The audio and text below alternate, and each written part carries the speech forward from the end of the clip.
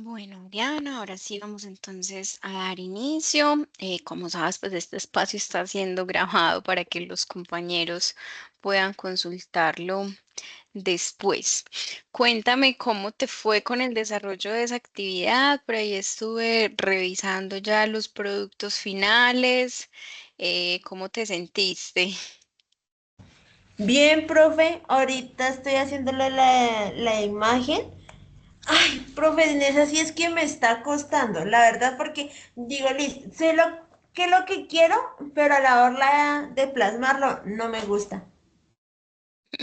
Eso sucede. ¿Y en qué programa estás trabajando? Estaba trabajando en Genially, entonces dije, bueno, vamos a ver, no me gustó. Entonces me pasé a Canva a ver cómo me va, porque no sé como tal dónde trabajarlo, porque en mi cabeza se ve muy lindo, pero a la hora de plasmarlo en el computador, no me cuadra. Y ya rayaste en una hojita, pues ya empezaste como a experimentar eso de plasmarlo, pues por ejemplo en el papel, es un tema que funciona, porque ya tiene uno como más o menos la idea de qué quiere, ya hiciste ese ejercicio. No, a la hora de poner el papel, no. Se me fue de una vez a lo digital, pero no. Bueno, a veces cuando uno está en esos bloqueos digitales, por llamarlos de alguna manera, el papel es muy buen aliado porque uno lo que hace es como, bueno, en mi mente está proyectado de esta manera, lo voy a plasmar en una hoja para ver, por lo menos para tener claro cuál es ese boceto de lo que yo voy a plasmar en lo digital, porque a veces sí, a veces sucede mucho eso de que uno se bloquea porque no sabe, "Ve, yo había pensado este solecito, o había pensado esta florecita, pero, ay, ¿qué tal si le sumo esto, cierto?" Entonces, eso en el ejercicio de rayar una hoja ayuda mucho a concretar esas ideas. Vale, profe. Dejo esa recomendación para ver si te ayuda un poquito con ese bloqueo. Sí, ya. Bueno, ¿y tuviste la oportunidad de participar en la cátedra? Sí, señora. Pues ¿Cómo te ese día pareció? como tal no la vi, pero después la escuché. Pues bien, profe, pues digamos que las píldoras que la potente daba, pues es más que todo, pues se abarcaban a la parte de lo administrativo, de lo empresarial, pero pues de todos modos eso es lo que uno también vive abarcando y manejando durante su proceso, no solamente en su carrera, sino también como vida profesional y personal. Así es, digamos que el objetivo de esos espacios justamente es que ustedes fortalezcan otras competencias, otras habilidades, que si bien no van a ser el campo de acción, pues es muy enriquecedor cuando a uno le hablan de un tema y uno tener por lo menos unas bases, ¿cierto? Que no se quede la conversación ahí como vacía, ¿cierto? Como en el aire, sino que uno tener por lo menos saber de qué se trata, tener un contexto, poder entablar una conversación, pues que digamos se ve mucho en el tema organizacional y más nosotros como comunicadores, pues terminamos a la vez inmersos en un montón de temáticas que uno dice, ay, pero sí, esto no tenía como mucho que ver con mi campo de acción, pero a la final terminamos siendo tan transversales dentro de las organizaciones, que saber de esas temáticas también se vuelve muy enriquecedor para nuestro perfil profesional. Bueno. Entonces, dar inicio, me cuentas si ya ves mi pantalla. Sí, señora. Espérame un segundito.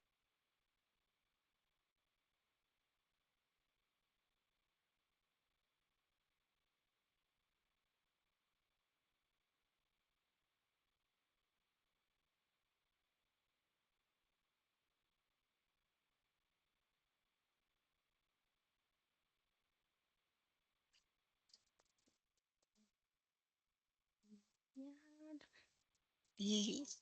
Entonces, Vamos a estar entonces hoy conversando del elemento de competencia 3. Este elemento de competencia nos va a permitir ir como concretizando todos esos elementos que hemos ido viendo en los dos elementos de competencia anteriores, en el entendido de que nos va a complementar algunas temáticas pues, que debemos tener en cuenta al momento de realizar productos digitales.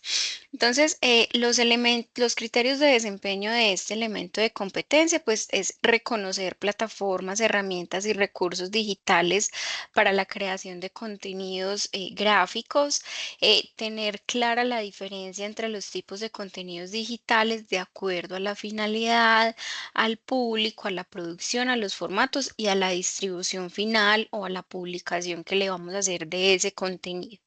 Y adicional a eso, entonces vamos a ver la producción de los contenidos gráficos para responder a finalidades establecidas en un contexto determinado, perdón, considerando los riesgos, las posibilidades, el impacto y la posibilidad que pueden tener estos contenidos. Vamos entonces a hablar de las temáticas principales. El primer elemento va a ser la planeación y producción de narrativas gráficas, los colores análogos y digitales, cuál es esa diferencia entre uno y otro y cuál debo usar, dependiendo obviamente el medio en el que vaya a proyectar mi contenido, los formatos y medios. Casos significativos y campos de aplicación y algunos riesgos y posibilidades sociales de la comunicación digital gráfica. Vamos entonces para ahondar sobre un ecosistema digital. ¿A qué te suena eso? Cuando yo menciono la palabra ecosistema digital, ¿a qué te suena? Pues uno lo asociaría, si no lo vemos en la manera digital, como el medio ambiente, por decirlo por ecosistema. Pero a la hora de lo digital debe ser como no tan sobrecargado como tal, digamos, una publicidad no sobresaturada, sino como con lo esencial. ¿Podría ser? Listo, nos vamos acercando un poquito, pero vamos a ver específicamente a qué nos referimos cuando hablamos de un ecosistema digital.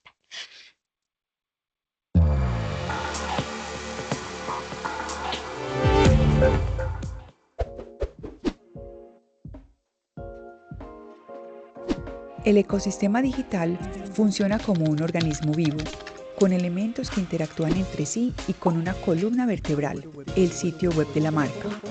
Considerando la estrategia de mercadeo y comunicación digital, se generan redes o canales de distribución que facilitan el cumplimiento de las metas con cada uno de los públicos objetivos. Las redes sociales, como parte del ecosistema digital, son los canales de distribución de la estrategia y sirven como imán que atrae a los usuarios que buscamos. Finalmente, los usuarios son el motor del ecosistema digital y con quienes buscamos generar un diálogo que detone una conversión en nuestra marca.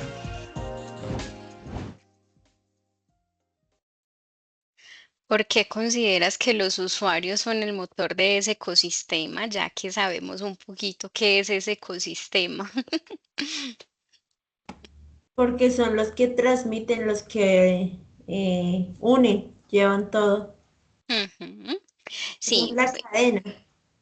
exacto. Básicamente, cuando nosotros estamos en un tema de comunicación digital y cuando nos vamos, por ejemplo, a las estrategias que se crean para las redes sociales de una marca, pues esas estrategias tienen un propósito y tienen un sentido, ¿cierto? Sea informar, sea educar, sea establecer algún tipo de contacto con nuestros usuarios. Cuando nosotros hacemos estrategias de redes sociales, buscamos justamente pues generar algún impacto entre nuestros seguidores y ese impacto como lo vemos.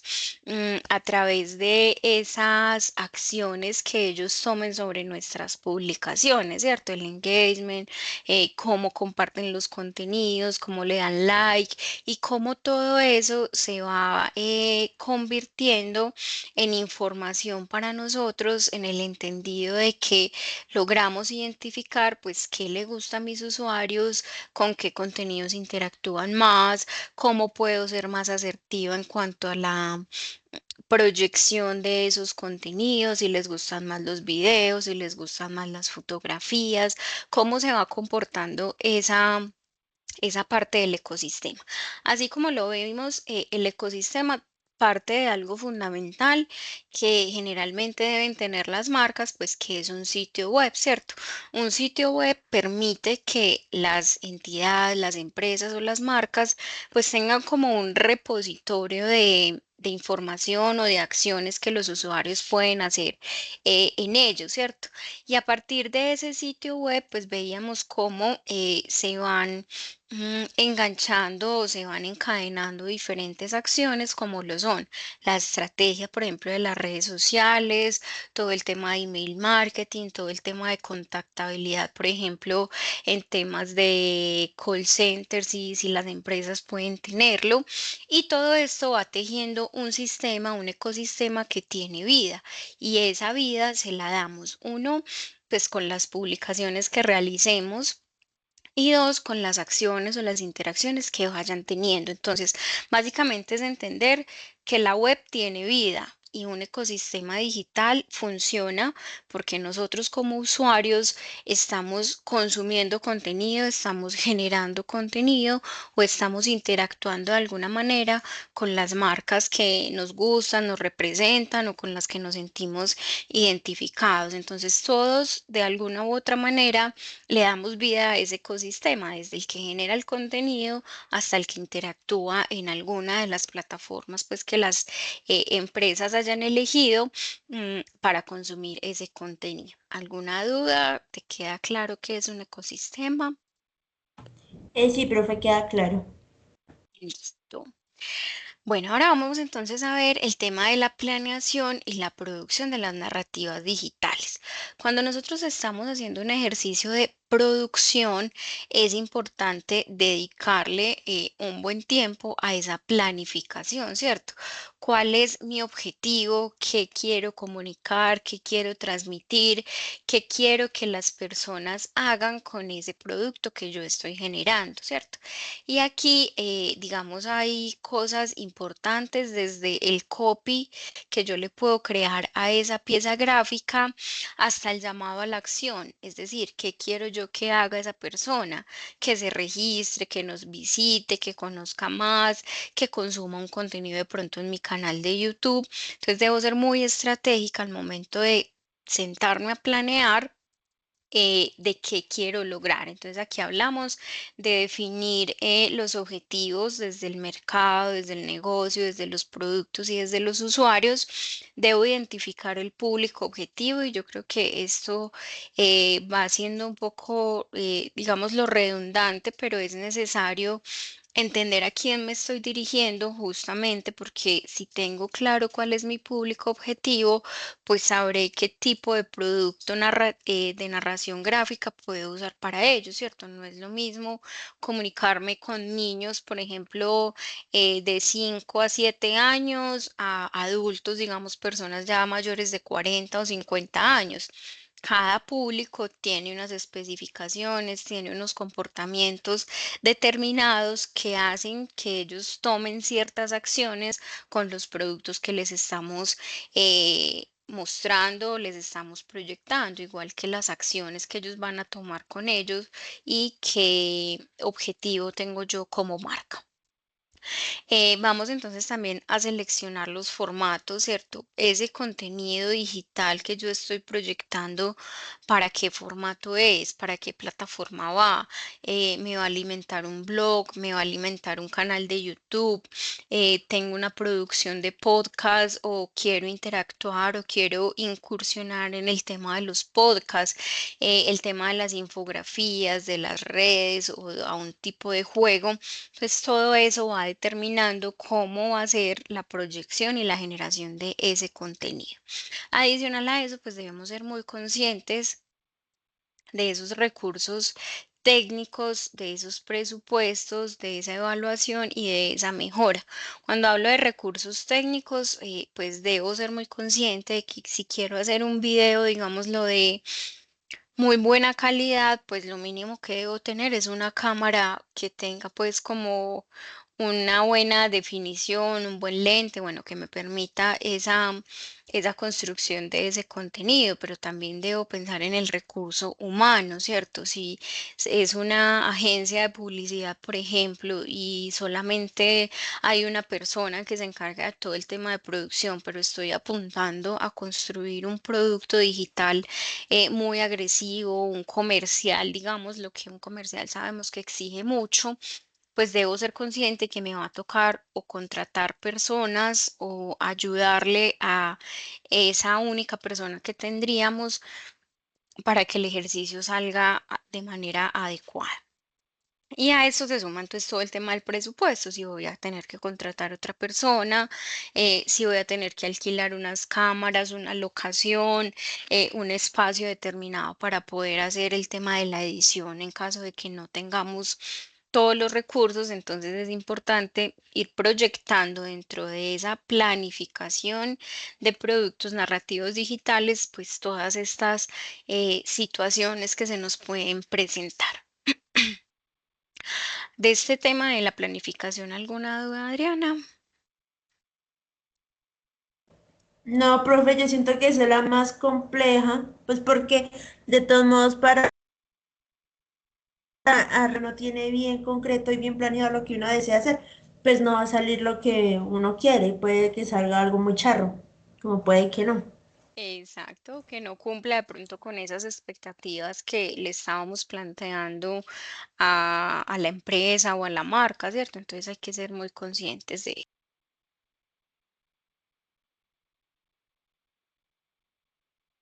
Bueno, hablando entonces ahora de los colores análogos y digitales, pues es importante entender que cuando estamos haciendo el diseño de productos digitales, pues hay tonos, digamos que los colores análogos son todos esos que están cercanos entre sí en la rueda cromática y que estuvimos viendo pues la semana pasada un poco cómo se generaba esa combinación, ¿cierto? Desde diferentes elementos para generar esa unidad, ¿cierto? O esa cohesión visual, cómo los colores pues se van contrastando y se van complementando unos con otros. Los colores digitales, cuando estamos haciendo pues como todo el tema de diseño para redes sociales, para una página web, por ejemplo, pues debemos entender que estos colores están específicamente creados bajo el RGB, que son colores primarios en lo digital. Estos colores nos permiten obviamente que al combinarse, pues tengan una proporción y nos permita esa variedad de múltiples colores, de múltiples tonalidades que vamos a poder ir identificando, pero que nos permiten obviamente generar unos productos interesantes. Entonces es importante entender que los colores análogos están establecidos bajo RGB. El CMYK, por su parte, es el modelo de color que utilizamos cuando vamos a hacer, por ejemplo, estoy proyectando un diseño en Illustrator y voy a hacer la impresión de ese material, si fuera, por ejemplo, un volante, un afiche o un periódico, por ejemplo, que la empresa decide que va a imprimir. Entonces ahí trabajamos sobre el CMYK que nos permite justamente representar esos colores primarios también utilizando el cian, el magenta, el amarillo, el negro y el negro. Perdón, el amarillo y el negro. Los HSB, pues es un modelo, es una matriz básicamente que, lo que nos permite identificar es la saturación y brillo dentro de un diseño. De pronto en Canva o en estas plataformas no lo vemos tan plasmado, ¿cierto? Porque digamos ahí las cosas ya están muy preestablecidas, pero cuando estamos en programas específicamente de diseños como Illustrator, sí podemos ver un módulo específico en el que uno va viendo el color y va moviendo la saturación y va moviendo el brillo y eso pues permite generar obviamente combinaciones informaciones muy interesantes. Esto pues básicamente nos permite determinar la tonalidad, la intensidad y el brillo que pueda tener un color. Vamos a ver entonces este videito sobre la teoría del color. Que añade luz para generar diferentes. Esto es todo lo que necesitas saber sobre la teoría del color. Vamos a ver qué colores son los primarios y por qué, cuáles son los colores análogos y complementarios y cómo se combinan los colores.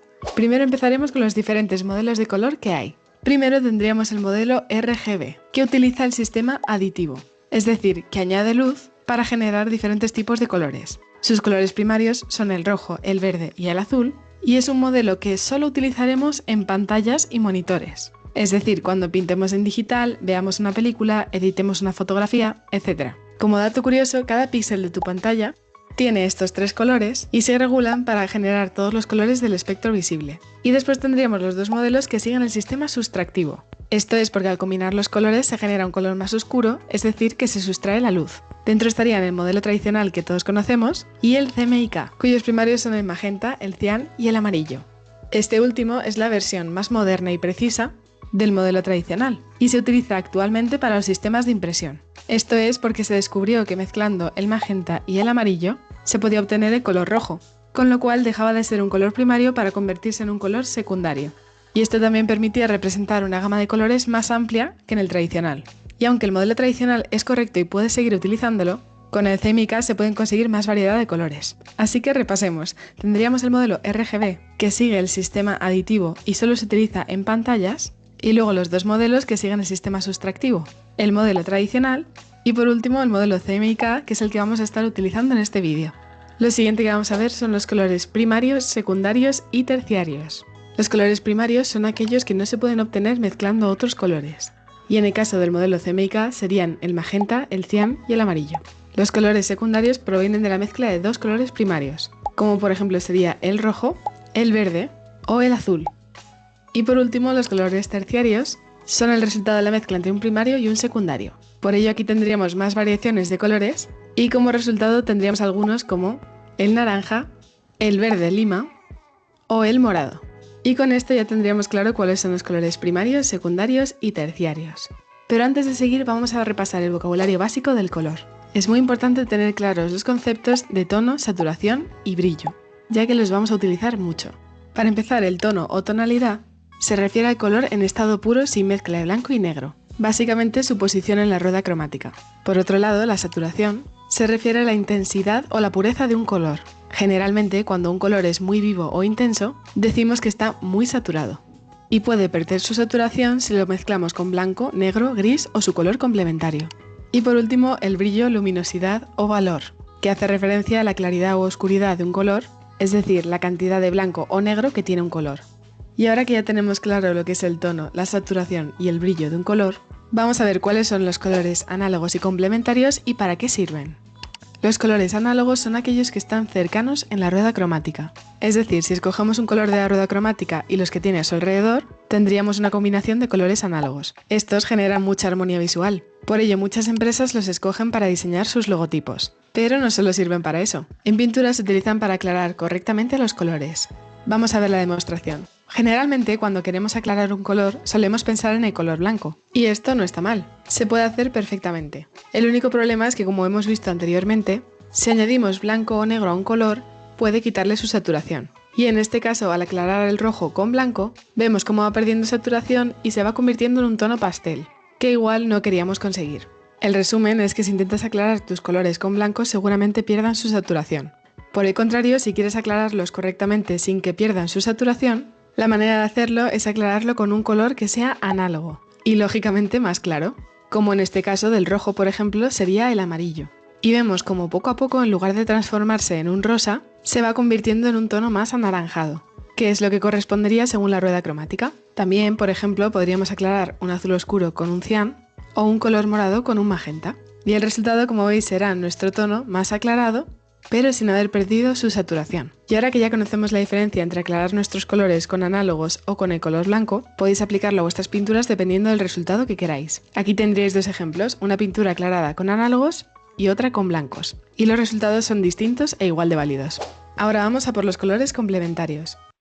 Listo, aquí básicamente lo que quería que comprendieras es un poco cómo se transforman los colores, ¿cierto? Digamos, y mira que el ejercicio salió un poco solo de las pantallas digitales a cómo esos ejercicios que de pronto hacíamos en la escuela de combinar pinturas, ¿cierto? Que nos permitían de alguna manera pues ir explorando, ¿cierto? Cómo se generaba esa infinidad de colores, ¿cierto? Digámoslo de alguna manera y eso nos permite justamente, pues ya al llevarlo a un plano digital, ver la cantidad de colores que encontramos, la cantidad de paletas que hay y que al obviamente lograr una buena combinación entre ellas, pues se logran ejercicios muy interesantes desde lo comunicacional. ¿Alguna duda hasta ahí, Adriana?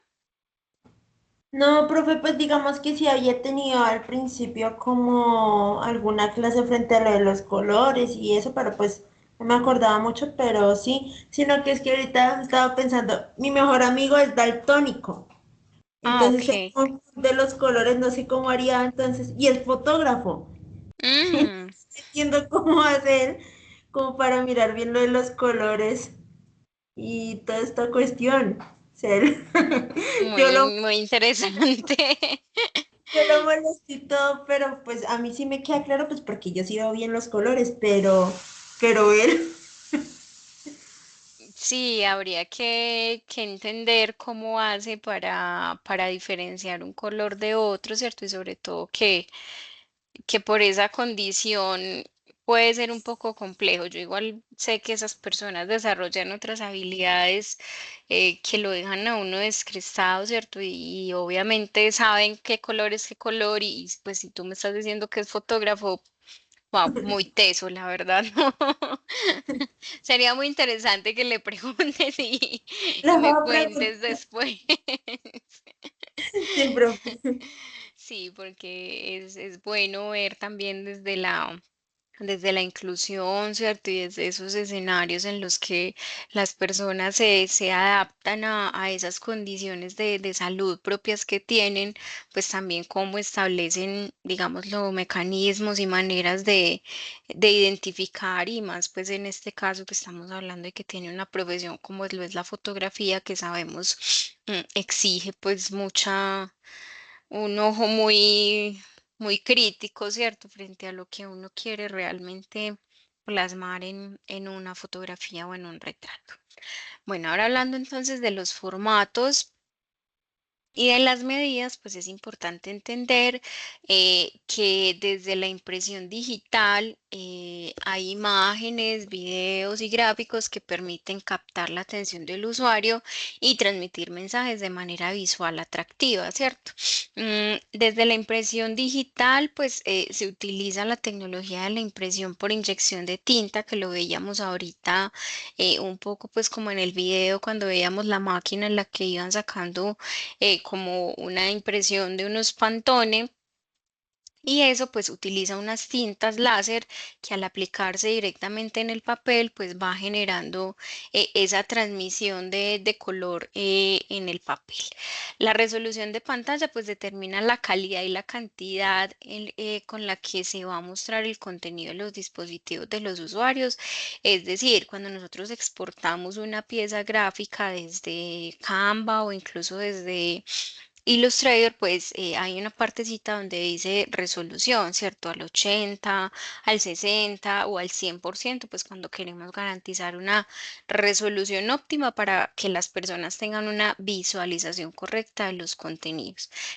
Y en temas del diseño responsive, pues nos permite justamente que un sitio web se adapte de manera adecuada a diferentes tamaños de pantalla y resoluciones. Es decir, si yo ingreso a un sitio web, debo garantizar que se adapten los elementos a cuando yo hago ese mismo ejercicio desde un computador o desde una tablet o desde un celular. Entonces, esto pues también está un poco relacionado con el tema de inclusión, porque ya pues en un curso que ustedes van a ver un poco más adelante, van a poder identificar la importancia realmente de que no solo sea responsive por el dispositivo, sino también para esas personas pues que puedan tener alguna condición de salud y poder garantizar una correcta visualización de los contenidos. Vamos a ver acá un poquito de cómo es ese tema de la impresión digital.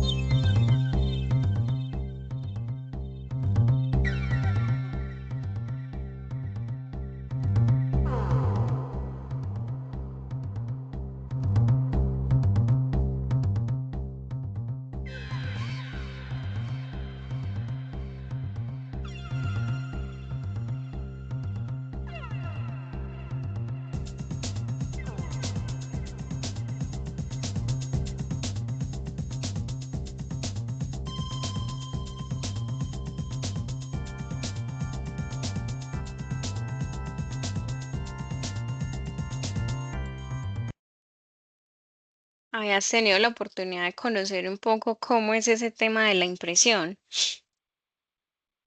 No tan exacto, pero pues sí, más o menos. Sí, aquí veíamos el ejercicio de cómo es ese paso de algo que yo tengo plasmado en la pantalla y cuando ya activo pues como esa opción de impresión, pues cuál es ese comportamiento, ¿cierto? Porque a veces puede costar entender cómo es ese proceso, digamos, de los toners dentro de la impresora y cómo se logra que quede plasmado pues de manera tan perfecta lo que yo le mandé a imprimir, ¿cierto? Entonces, eso era lo que queríamos abordar en este espacio. Bueno, una consulta, Adriana. ¿Conoces un poco el tema de los anuncios de Meta? No, profe, no tanto. Listo, entonces vamos, en este espacio voy a compartirles un poquito, como venimos hablando de formatos y medidas, digámoslo, para el tema de las redes sociales. Pues vamos a evaluar un poquito una guía de anuncios que nos permite justamente entender por qué es importante adaptar los contenidos a unas medidas específicas y evitar que de pronto se pierda información al momento de yo proyectar una información para mis redes sociales, ¿cierto? Acá básicamente vamos a entender cómo Meta, digamos, tiene una establecido, ¿cierto? Algunos anuncios de imágenes, anuncios de video, que si bien no son anuncios, no siempre vamos a hacer anuncios, pero sí nuestras publicaciones orgánicas, por ejemplo, en redes sociales, pues deben cumplir algunas especificaciones, ¿cierto? Que nos permita que dentro de todos estos cambios que va teniendo las plataformas, no sé si tú viste, pues o eres consciente que el feed, por ejemplo, en Instagram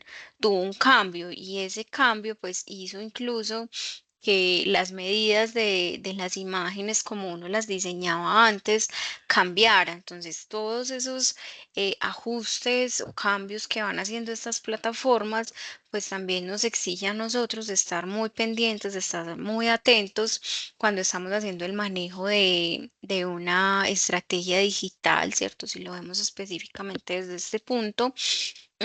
para no sufrir de pronto daños en el material que estamos proyectando.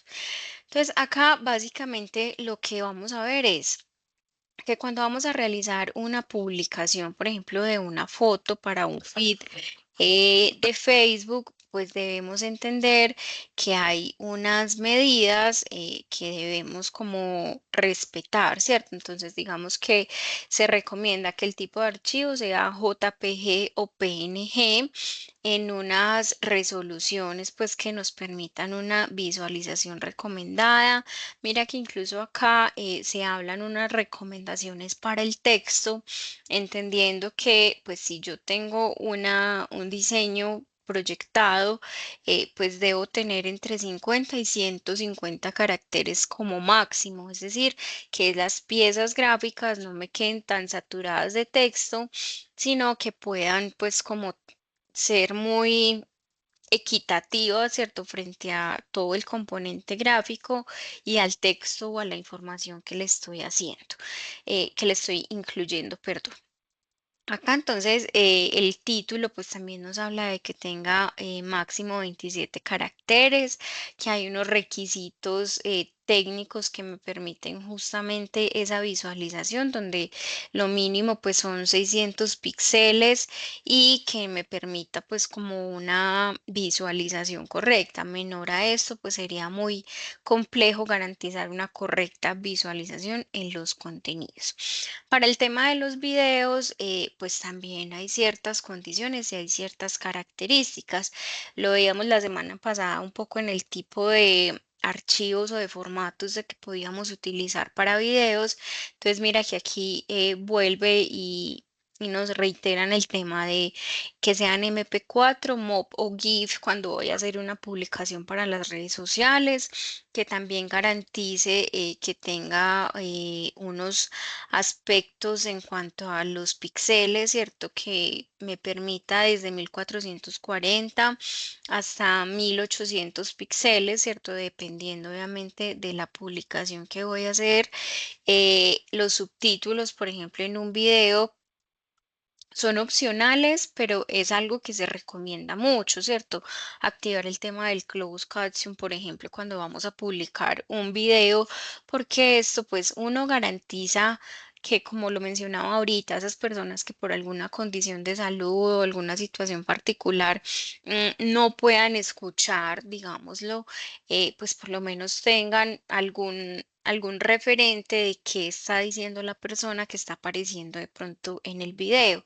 Y eso pues nos va a garantizar también que estas plataformas pues vayan reconociendo palabras claves o elementos que más adelante nos van a ayudar con un tema de posicionamiento. Digamos que aquí la recomendación entonces para los videos también se habla de entre 50 y 25 caracteres. La duración de los videos, esto ha ido cambiando mucho, digamos que los requisitos técnicos hablan de una duración de 1 segundo a 241 minutos, pero que si yo estoy haciendo, por ejemplo, un anuncio, en los anuncios este tiempo se ha ido reduciendo, ¿cierto? Como las personas son o somos tan inmediatistas, debemos ser muy ágiles en cómo proyectar el contenido, porque incluso Meta recomienda que se tengan máximo 15 segundos en un anuncio. Entonces, como en 15 segundos yo le voy a dar una información a una persona, le voy a contar cómo se le soluciono yo de pronto la necesidad que tiene y finalmente pues voy a lograr ese llamado a la acción o esa interacción que quiero que haga el usuario. Entonces, como esas redes sociales son tan rápidas, tan ágiles, las personas consumen contenido de manera volando, pues uno entra a redes sociales y uno va en su feed y va viendo, pues tiene que ser algo que a uno le llame mucho la atención para realmente detenerse a revisarlo o a evaluarlo con más detalle, pero generalmente lo que estamos haciendo es scrollear, ¿cierto? Entonces, ¿cómo me construyo y volvemos a lo inicial que estábamos hablando en la clase y es esa narrativa? qué tan consciente voy a ser yo de a quién me estoy dirigiendo, cuáles son las palabras más adecuadas, cuál va a ser la forma de llamar la atención de mi público objetivo. Entonces, estos son una serie de acciones y de situaciones que, como te mencionaba ahorita, pues ya se van complementando y digamos que se van incorporando a esa manera como nosotros podemos ser específicos y concretos cuando estamos haciendo pues como todo el tema de las publicaciones. Hay otra opción que son las secuencias o los carruseles. De pronto lo conoces más como carrusel, que aquí también se habla de que sea una imagen en formato JPG o PNG. Cuando estamos de pronto haciéndolo con un tema de video, pues que sean también MP4, MOV o GIF y que eso nos permita pues como la correcta coherencia entre la historia o las piezas gráficas que estoy utilizando. El texto principal para un carrusel, mire que aquí ya varía, ya hablamos de 80 caracteres. 45 caracteres para un título, entonces mira que también nos van poniendo ciertas limitantes y unos 18 caracteres aproximadamente para la descripción, ¿cierto? La descripción es como esta partecita que vemos aquí de Complete Your Look en este llamado a la acción y la URL pues es esa página de destino a la que yo voy a enlazar las personas. Cuando vemos requisitos pues se habla de que cuando estoy haciendo una secuencia o un carrusel va a ser mínimo de 2 a 10 piezas gráficas que se vayan complementando, que tengan una información establecida. La duración del video pues debe ser de 1 minuto a 2:40 como lo veíamos ahorita y pues eso nos va a permitir conocer un poco, entender un poco cuáles son como esas recomendaciones cuando vamos a hacer todo el tema de anuncios o de publicaciones en redes sociales. Las colecciones, pues esto nos permite básicamente mostrar fotos, videos, ¿cierto? Cómo hacer una recopilación de información que nos permita pues como mostrar algo en específico. Aquí también hablamos de los formatos se mantienen, ¿cierto? JPG o en PNG.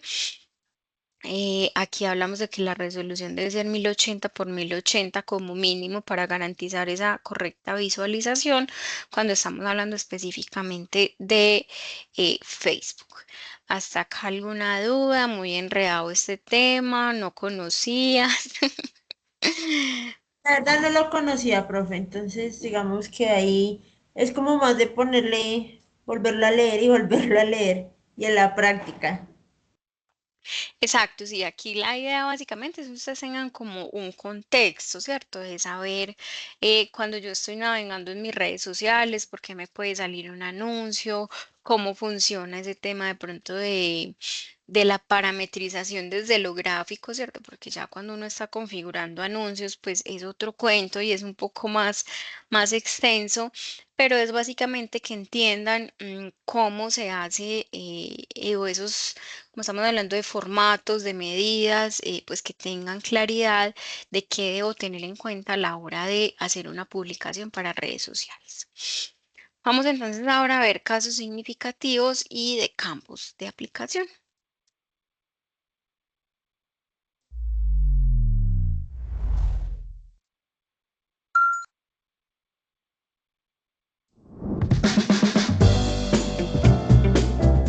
Nuestro tema de hoy será los campos de aplicación de la comunicación gráfica digital. Un tema muy importante para ustedes que van a terminar su carrera. La comunicación digital gráfica abarca un amplio espectro de campos de aplicación en nuestra sociedad cada vez más digitalizada. Desde el diseño de interfaces de usuario y la creación de contenido visual atractivo hasta la promoción de marcas y la difusión de información de la comunicación digital gráfica. Esta se ha convertido en una herramienta esencial en diversos ámbitos. Vamos a mirarla. El diseño gráfico y la publicidad.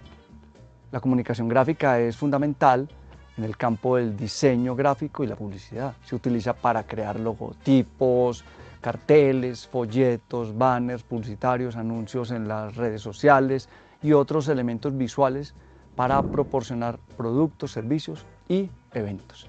La comunicación y el periodismo. En el ámbito de los medios de comunicación y el periodismo, la comunicación digital gráfica se utiliza para presentar información visualmente atractiva y comprensible. Se crean infografías, gráficos interactivos y visualizaciones de datos para las ilustraciones de noticias y reportajes. Redes sociales y marketing digital. Las redes sociales y el marketing digital se basan en gran medida en la comunicación digital gráfica. Se utilizan imágenes, videos, gráficos para captar la atención del público, transmitir mensajes de manera efectiva y promover productos, marcas o ideas. Entretenimiento y multimedia. La comunicación digital gráfica es esencial para la industria del entretenimiento y la multimedia. Se utiliza en la creación de películas, animaciones, videojuegos, efectos visuales y diseño de personajes. Todo esto se aplica en la creación de interfaces gráficas de usuario para aplicaciones de sitios web. Educación y learning. La comunicación digital gráfica desempeña un papel importante en la educación y en el e-learning. Se utilizan imágenes, videos explicativos, informaciones, presentaciones visuales para facilitar la comprensión de conceptos complejos y mejorar la experiencia de aprendizaje en línea. Otro campo es la arquitectura y el diseño de interiores. En los campos de la arquitectura y el diseño de interiores, la comunicación digital gráfica se utiliza para crear representaciones visuales de proyectos. Se crean renders, planos, maquetas digitales, recorridos visuales para visualizar y comunicar ideas de diseño.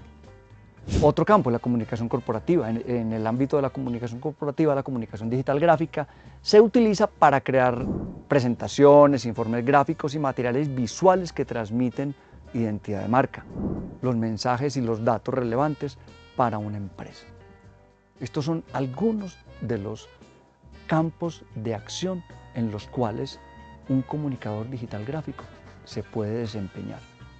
¿Dónde está el objetivo laboral a futuro? Cada quien lo determina, pero si se tienen los conceptos básicos y se pueden aplicar, cada uno de ustedes puede tener un éxito en su vida profesional.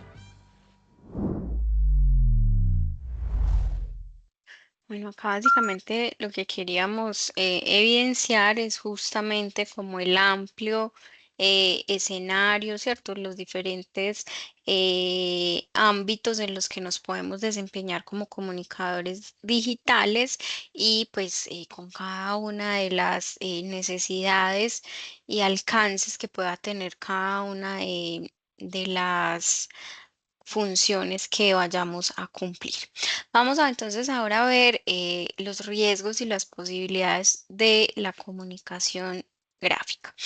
Algunos riesgos, pues sabemos que cuando estamos en una época o en una era en la que nos llega información por miles de digámoslo, emisores, ¿cierto? Encontramos gran cantidad de información en la nube, pues sabemos que eso puede generar alguna manipulación de imágenes, ¿cierto? Puede generar también un tema de desinformación y el anonimato y la suplantación de identidad. Sabemos que la vulnerabilidad de la seguridad, pues también es un riesgo en todo este tema de lo digital, pero acá lo que debemos hacer y lo que debemos estar siempre conscientes es cómo hago un uso responsable de las redes sociales, ¿cierto? Cómo estoy atento, digamos, a no creer todo lo que me cuentan, ¿cierto? Y cómo voy adquiriendo el criterio para saber cuando una cosa realmente puede ser cierta o se trate de pronto de algo que no ha sucedido, ¿cierto? Y es muy curioso que aunque hoy somos de pronto muy conscientes de que se puede generar desinformación, pues vemos muchas veces cómo la sociedad se estremece o genera ciertas acciones de pronto sin tener toda la información o el contexto de una situación. Entonces acá lo que debemos tener muy presente es el consumo crítico de ese contenido, ¿cierto? Cómo yo me vuelvo, digámoslo, en mi círculo cercano un replicador y un validador. Debe pilas con esto o cuando nos llegue una información y nosotros logremos establecer que de pronto no es real digital, pues decir, no, evita difundir eso, que eso no es cierto, ¿cierto? Entonces, todo esto pues nos lleva también a un tema de cómo resguardo yo mi seguridad cuando yo tengo unas redes sociales, qué tan cuidadoso soy de la información que publico, de qué proyecto.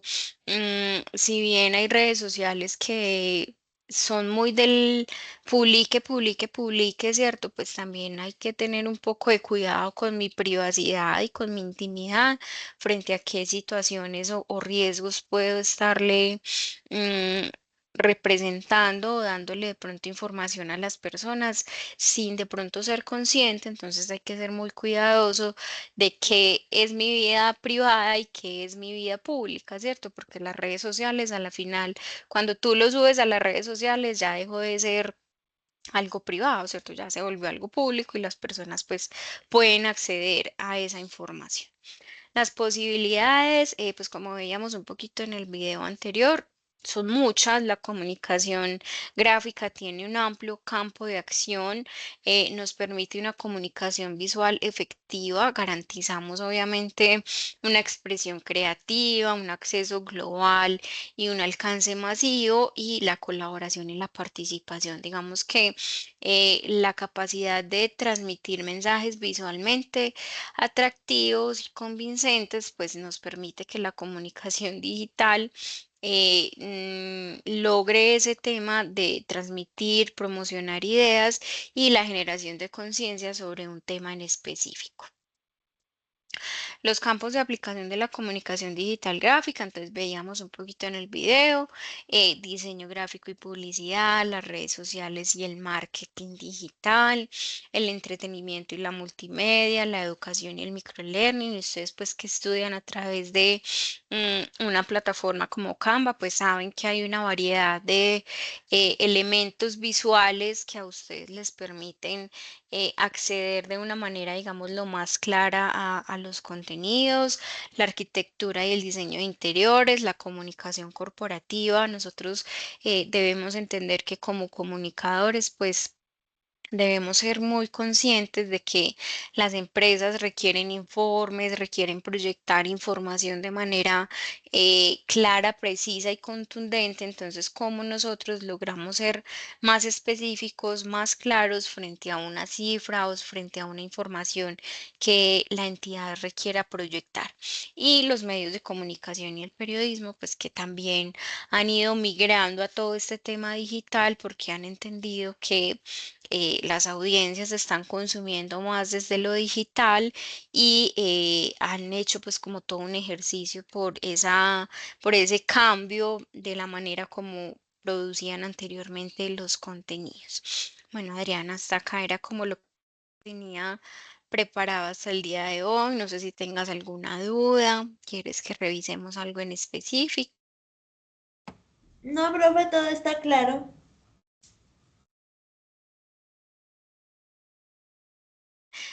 Listo, Adriana. Y respecto a la actividad, pues solo era como la duda de cómo proyectarlo o algo más. No, era más que todo eso, profe, cómo proyectarlo, pero ya. Listo, igual si quieres que lo conversemos un ratico, pues también podemos hacerlo. O si ya te quedó claro con lo que hablamos ahorita. Sí, profe, yo creo que también lo de la composición de colores, al verla esto, yo que también creo que eso me ayuda muchísimo. Porque también puede haber sido eso, la composición de colores, no sé, haberlo abarcado bien. Listo. Bueno, Adriana, igual si alguna duda, pues a ver si ahí estoy atenta, disponible para lo que requieran y te deseo una feliz noche y muchas gracias entonces por tu participación tan juiciosa en este encuentro. No, gracias a usted, profe. Listo, que pases una feliz noche. Bueno, profe, descanse, hasta luego. Igual, chao. Chau.